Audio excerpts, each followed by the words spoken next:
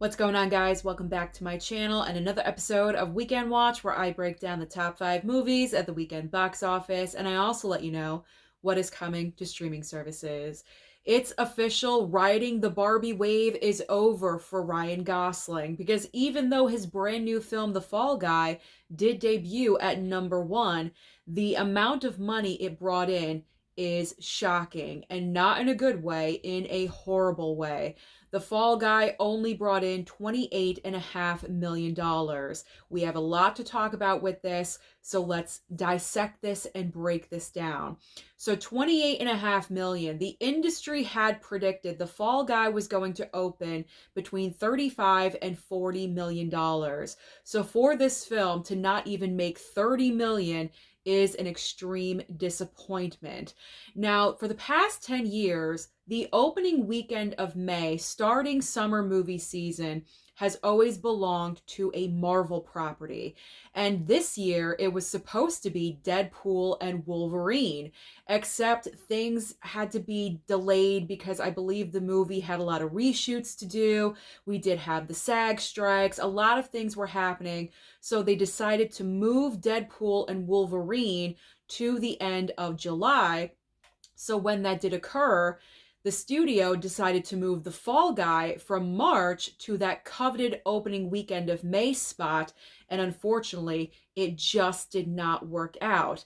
Now, to compare numbers with you, this time last year, it was Guardians of the Galaxy Volume 3 that opened up in May, and that movie ended up making over $800 million worldwide. It's still an amazing film. I love it. So emotional. But The Fall Guy just did not click. It did not connect with the audience. I'm not really sure what happened with this movie because I personally have not seen it yet. I do want to go and see the film probably on Tuesday, but for some reason, this film is getting a lot of mixed reviews from people, and I'm really not understanding why. From an outside perspective, not seeing the movie yet, but from the trailers that I've seen, it looks like a fun movie. There's action, there's romance. You have Ryan Gosling and Emily Blunt. It looks like they make a great on-screen team together. So I'm not really understanding the reason why this movie just did not meet the expectations that we were all kind of expecting. Now, this is not good for Ryan Gosling's career because Ryan Gosling kind of has the unfortunate trend of not being able to open up a movie, at least with large, huge amounts, except for Barbie. If you take Barbie out of the equation, Ryan Gosling's movies, as far as their opening weekends, they are not big, strong numbers at all whatsoever. So this is not good for his career going forward. He was riding high on the Barbie wave all the way to that amazing performance at the Oscars. He got that Oscar nomination. And now with the opening of this movie, he's right back down again.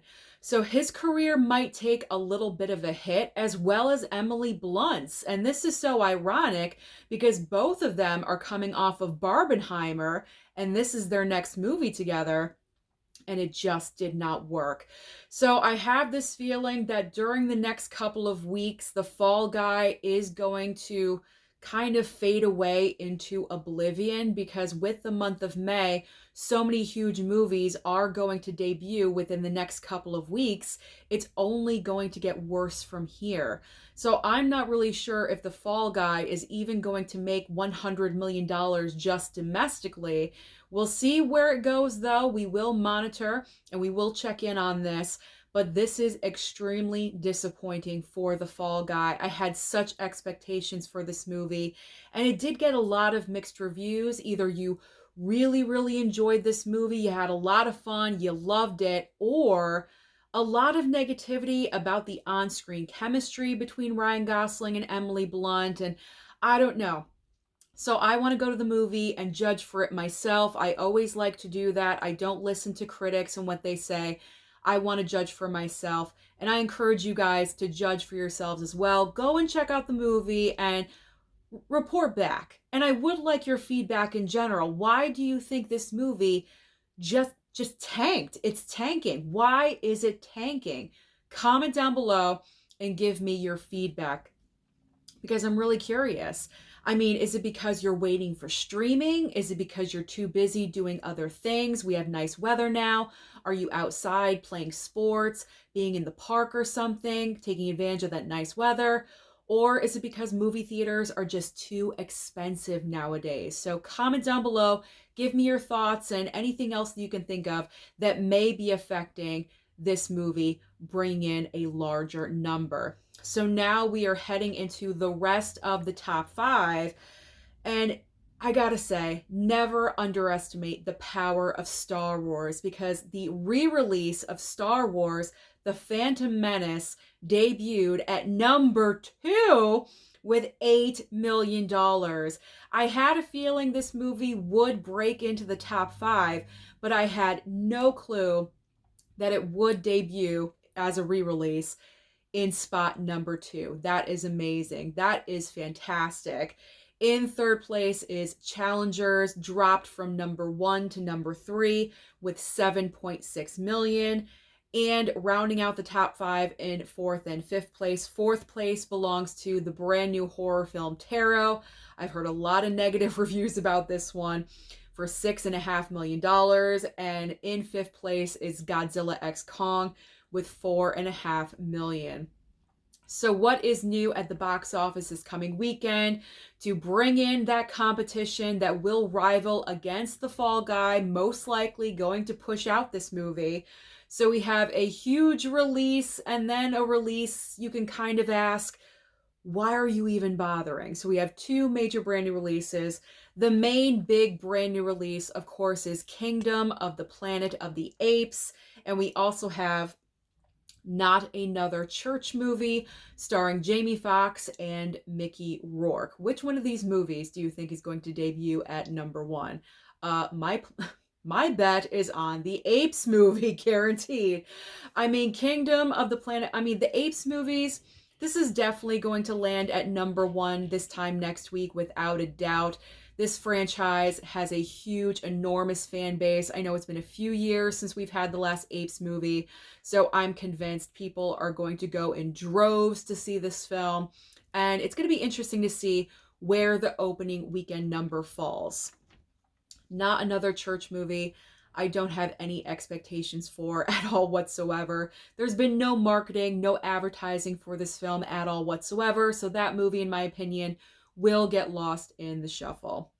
But what is new on streaming? Because as I always say, there's always options on streaming for you, and we do have a lot coming up this week. So over on Netflix, we do have the debut of The Book of Clarence, as well as a brand new film with Brooke Shields, I believe, called Mother of the Bride. Over on Max, and this is my gold star recommendation of the week, it is The Iron Claw. You guys, I have talked about The Iron Claw left, right, sideways, up, down. I've been promoting this movie in pretty much every single video that I can. And I'm ending it with my gold star recommendation, because I think this is the last that I will be talking about The Iron Claw. But this is a fantastic film from last year.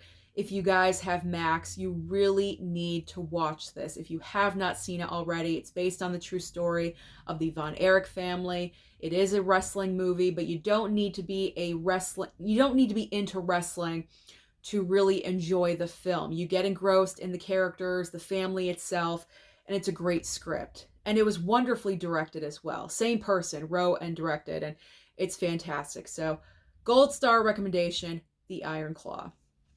All right, over on Hulu, we have the debut of the movie Eileen with Anne Hathaway. So maybe I will check that one out, because I think I said I would stream that if it did come to streaming. So maybe I will check that out. Over on Disney Plus, we have The Beatles, Let It Be. Amazon Prime is adding Maxton Hall, The World Between Us. I'm not really sure if this is a movie or a TV series. So if you've been waiting for this one, or if you know any information about this, then comment down below and let me know. Peacock is adding Love Undercover Season 1, and they're also adding back onto the streaming service Puss in Boots: The Last Wish. Paramount Plus has Kiss the Future. This is a brand new documentary if you are interested in that. And finally, on Apple TV Plus, we have Dark Matter. So that is everything happening at the box office and also on streaming. So, like I said earlier, comment down below and give me all your thoughts and feedback about The Fall Guy. What do you think went wrong? Don't forget to like and subscribe before you leave, and I'll see you next time.